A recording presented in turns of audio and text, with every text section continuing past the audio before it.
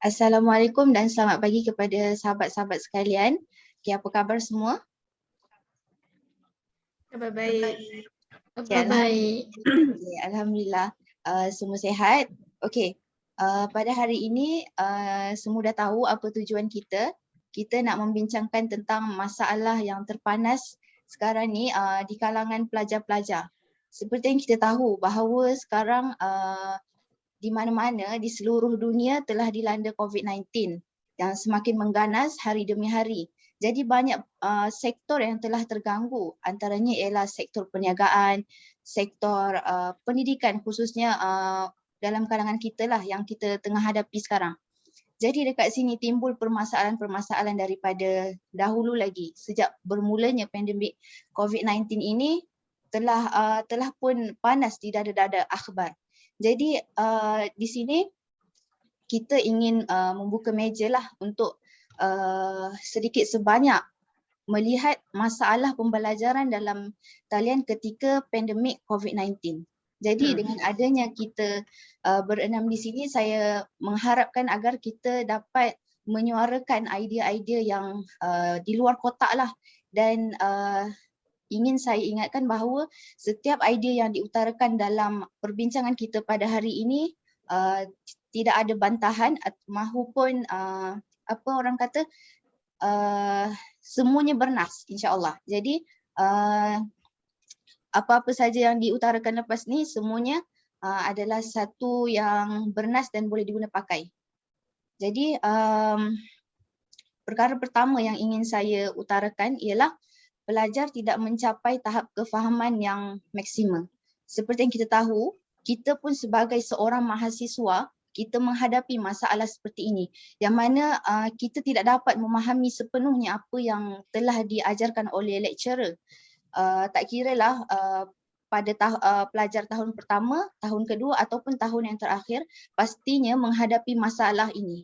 Dan apa yang lebih merisaukan lagi adalah apabila ketika kita bergelar seorang mahasiswa, sepatutnya kita perlu menjalani kehidupan di universiti, di kampus lah, untuk mempunyai pengalaman yang lebih. Kerana seorang mahasiswa ni dia mempunyai perbezaan dengan pelajar-pelajar yang tidak menjejakkan kaki ke universiti. Oleh sebab itu sepatutnya kita harus memahami apa yang kita pelajari. Jadi di sini apa yang saya dapat utarakan, idea yang dapat saya keluarkan ialah yang pertama, saya ingin memberi pendapat bahawa sepatutnya pihak KPT dia perlu memanjangkan tempoh pembelajaran yang mana daripada 14 minggu kepada 16 ataupun 17 minggu. Ini kerana kalau masa terlalu singkat diberikan kepada kita, kita macam terkejar-kejar. Lagi-lagi kita adalah pelajar universiti swasta yang mana kita tak ada study week, memang tak ada study week. Jadi dekat situ terdapat kekangan yang sangat banyak untuk kita hadapi.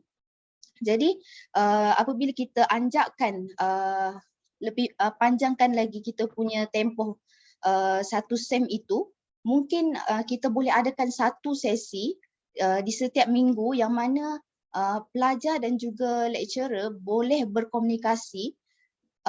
Jika pelajar itu tidak memahami apa-apa tentang subjek yang dipelajari, murid boleh terus bertalu-talu menanyakan soalan apa yang mereka ingin utarakan. Jadi di situ ada satu masa yang mana pelajar dan juga lecturer boleh berbincang tentang apa yang mereka belum jelas dan belum fahami. Jadi melalui itu murid-murid mungkin akan lebih faham, dan mereka sebenarnya kalau pelajar itu sendiri menanyakan soalan, itu bermaksud mereka sebenarnya sudah nampak apa sebenarnya yang mereka ingin pelajari dan apa sebenarnya yang ingin mereka belajar. Jadi bila murid-murid tak ada soalan, di situ kita perlu soalkan adakah mereka sebenarnya faham ataupun tidak. Jadi sepatutnya begitulah. Itu adalah pandangan saya. Jadi pandangan saya tidaklah begitu, apa orang kata, tidaklah begitu hebat, tetapi ini hanyalah sekadar pandangan sebagai seorang mahasiswa. Jadi seterusnya suka saya menjemput saudari saya itu Syafiqah untuk mengutarakan ideanya yang bernas itu. Sekian, terima kasih. Terima kasih kepada Afifah Izzati. Saya sambung kepada idea yang seterusnya, iaitu masalah pembelajaran atas talian ni dia memberi kesan kepada pelajar kan, di mana ia juga memberi kesan kepada gangguan emosi seseorang pelajar. Kita lihat kan, semasa Perintah Kawalan Pergerakan ini, sektor pendidikan ni telah diubahkan, di mana pelajar ni ia perlu dilaksanakan secara dalam talian ataupun secara maya buat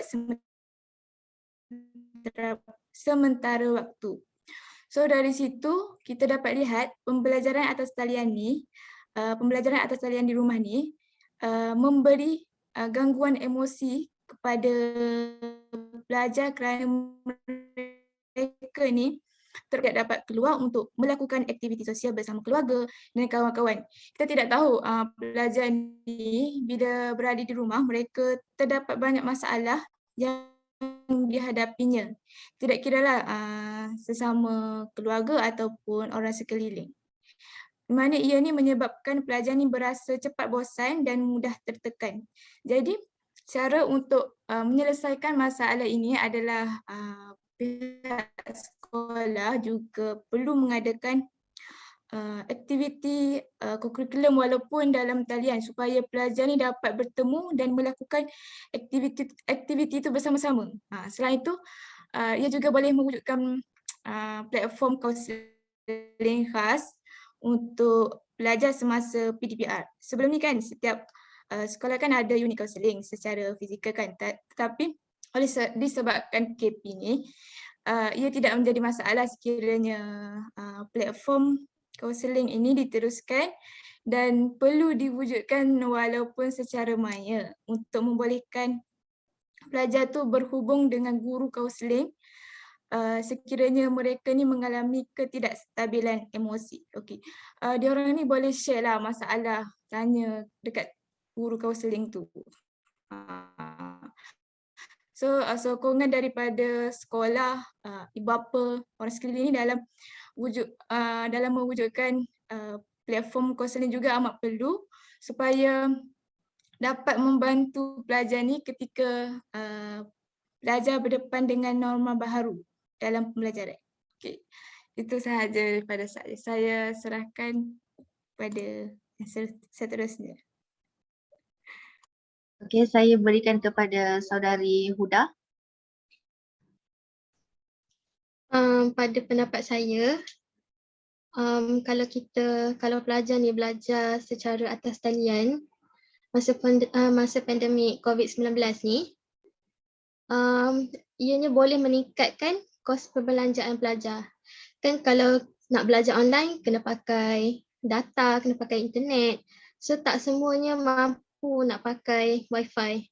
Kalau yang berkemampuan, diorang akan pakai wifi. Pakai wifi bayar bulan-bulan. Kalau yang kurang berkemampuan, biasanya diorang akan beli top up setiap bulan tu. Tapi kalau nak pakai top up pun diorang kena ikut tahap kemampuan diorang. Kalau ada, adalah. Kalau tak ada, tak ada. Kalau ada duit bantuan pun, kadang-kadang cukup-cukup nak beli barang keperluan rumah dengan keperluan makanan je. Contoh macam sabun mandi, sabun basuh, shampoo, ubat gigi, ayam, beras. So, kalau diorang ni tak beli top up, so diorang tak boleh nak masuk kelas. So, bila diorang tak boleh nak masuk kelas, cikgu ni ada dua pula, yang jenis faham satu, yang jenis yang tak faham satu. So, benda tu akan bagi efek lah kepada pelajar. Satu lagi, bil elektrik pelajar ni akan jadi meningkat. Sebab belajar online ni kan macam kena guna banyak kali phone. Habis je bateri kena charge, habis bateri je kena charge. So lama-lama bil elektrik pun akan jadi meningkat lah. So family yang kurang berkemampuan ni, diorang ni makin lama makin terbeban dengan masalah kewangan. So bagi saya lah, pendapat saya, kerajaan ni dia kena ambil peduli, tak boleh pandang ringan masalah kewangan pelajar. So pihak kerajaan ni boleh bagi bantuan kewangan mengikut keperluan dan kategori pelajar. Contohnya macam diorang asingkan untuk perbelanjaan makanan, untuk perbelanjaan makanan lah. Kalau untuk pakaian, internet. So dengan mengasingkan perbelanjaan ni, ia boleh memudahkanlah urusan pelajar ni daripada segi kewangan. Tambah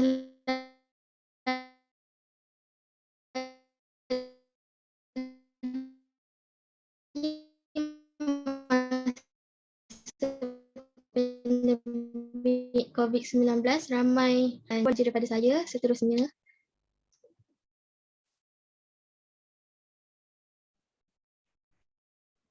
Seterusnya saya berikan kepada saudari Amira Firaniza. Okay. Dengarkah? Dengar. Terima kasih Afifah. Okey, saya akan membincangkan tentang masalah kekurangan gadget dalam kalangan pelajar. Okey, masalah ini berlaku kepada pelajar yang mempunyai bilangan adik-beradik yang ramai, dan selain itu, masalah ini juga di luar kemampuan sebahagian besar ibu bapa di Malaysia. Kerana semasa pandemik, pembelajaran dilakukan menggunakan platform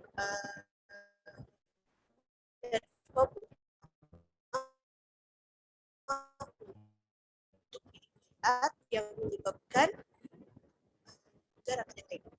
Okey, seperti yang kita ketahui, banyak masalah yang rumit yang dihadapi terutamanya semasa pandemik, seperti banyak rakyat Malaysia yang kehilangan pekerjaan dan hasil pendapatan mereka seperti peniaga. Oleh itu, tentu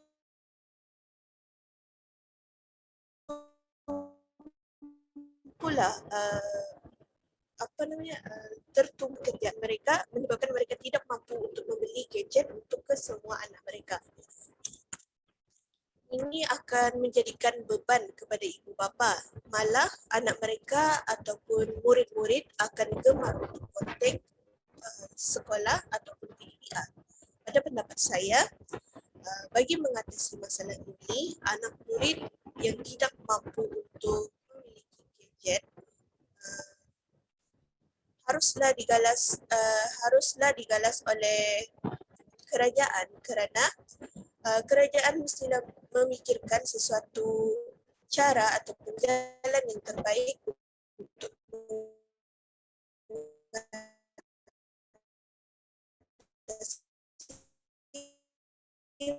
masalah ini dengan pengetahuan yang lebih banyak dan kritis. Dan kerajaan boleh mengarahkan, pada pandangan saya, kerajaan boleh mengarahkan guru-guru untuk mengumpulkan bahan pembelajaran 1 minggu untuk mereka mengajar ataupun memberi bahan pengajaran pada murid yang tidak berkemampuan. Contohnya mengumpulkan murid-murid yang satu kampung yang tidak mempunyai gadget untuk mempelajari, untuk memberi menyampaikan pembelajaran mereka seperti di dewan kampung lah, begitu. Jadi guru boleh mengajar di situ untuk yang mereka yang tidak mempunyai gadget dan masalah yang lain. Seperti kan macam kita tengok juga ramai mereka yang mempunyai masalah gadget kerana berikan bantuan yang telefon. Jadi ada segelintir lagi masyarakat ataupun murid yang mempunyai masalah gadget. Jadi guru-guru boleh memberi mereka belajar dengan bahan-bahan untuk 1 minggu dan memberikan mereka murid-murid ni peluang 1 minggu juga untuk menyiapkan tugasan. Seterusnya guru bolehlah melancarkan pembelajaran seperti itulah. Contohnya 1 bulan mempunyai 4 minggu. Jadi guru akan pergi kepada kampung ataupun kampung pelajar tersebut dalam 2 kali sebulan. Jadi 1 minggu, 2 minggu belajar dan 2 minggu untuk tempoh murid-murid menyiapkan tugasan mereka.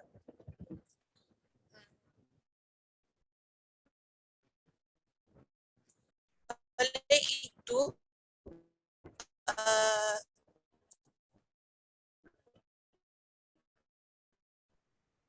di sini tanggung berjalan dengan lancar dengan mengikuti SOP kerana sekarang mempunyai masalah yang besar juga kan dengan pandemik yang boleh berleluasa. Jadi haruslah kerajaan dan juga guru mengambil berat untuk memberi pembelajaran dan juga mementingkan kesihatan setiap murid. Okay.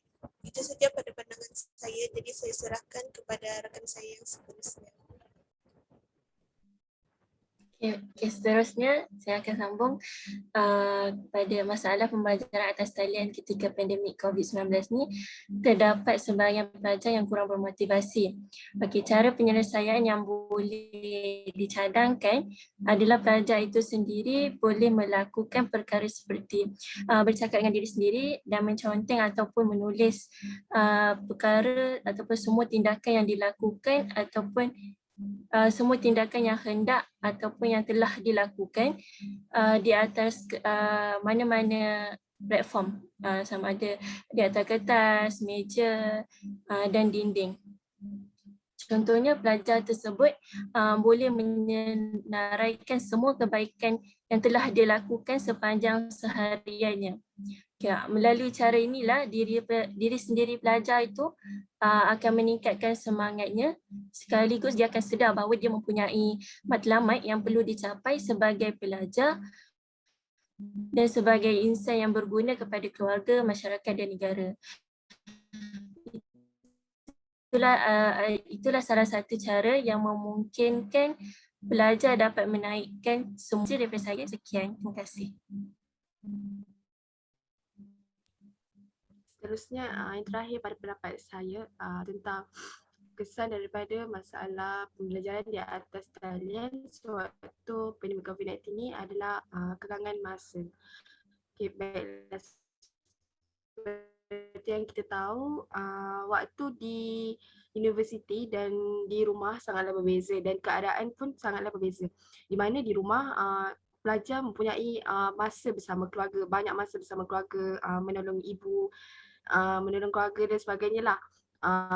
Dan di universiti masa pelajar lebih fokus kepada belajar lah sebab kita pun suasana yang lain kan. Jadi oleh itu guru-guru perlu mengambil berat tentang masa ni dari segi pelajar tidak memonting kelas dan sebagainya lah.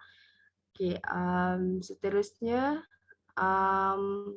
waktu rehat pelajar juga kadang-kadang guru pensyarah seringkali mengacau lah waktu pelajar rehat seperti contohnya pada pukul 12. Jadi pada cadangan saya waktu yang seeloknya untuk guru atau pensyarah mengadakan kelas pada waktu pagi antara pukul 9 hingga pukul 11 ataupun 11.30 di mana pada pukul 12 tu pelajar-pelajar terutamanya pada pelajar perempuan mereka memerlukan waktu untuk membuat persiapan masak dengan ibu kan, membuat persiapan menyediakan makanan lah bersama keluarga dan juga kepada lelaki diorang menyediakan waktu untuk solat dan seperti yang kita tahu dalam kelas ini juga pelajar-pelajar duduk di tempat yang berlainan, bukan satu negeri saja. Seperti yang kita tahu, Sabah waktu dia awal, waktu solat dia awal. Jadi antara pukul 11.30 tu pelajar mesti memerlukan rehat. Kelas itu pada cadangan saya tidak boleh sampai pukul 12 sebab 12 tu memang antara pelajar mahukan masa lah. Okay, untuk sambungan kelas yang seterusnya bolehlah kita buat antara pukul 2 sehingga pukul 4. Dan seloknya tidak boleh melebihi daripada itulah kerana pelajar memerlukan masa untuk riadah, untuk rehat, untuk tidur. Kadang-kadang waktu di rumah ini mereka tidak cukup masa untuk tidur. Kadang ada mereka yang tidur pada pukul 1 pagi ataupun 2 pagi, kita tidak tahu. Jadi waktu mereka tu sangat-sangat singkat lah untuk mereka rehat. Jadi pada pandangan saya, pensyarah perlulah mengambil tahu tentang masa pelajar ni berehat agar mereka tidak ketinggalan kelas ataupun seringkali memonting kelas. Itu sahaja daripada saya. Terima kasih. Jadi kita telah pun selesai kesemua daripada kita dalam memberikan pandangan dan idea masing-masing. Jadi kesemua idea ini sangat-sangat bernas dan boleh diguna pakai. Jadi sampai sini sahaja dahulu kita punya perbincangan dan terima kasih atas idea-idea yang sangat menarik. Kita semua berharap agar idea-idea ini dapat membantu sedikit sebanyak kepada negara kita untuk menghadapi pandemik COVID-19 ini. Jadi sekian, terima kasih kerana memberikan komitmen dan juga masa anda untuk berbincang tentang perkara ini. Sekian, terima kasih. Terima kasih.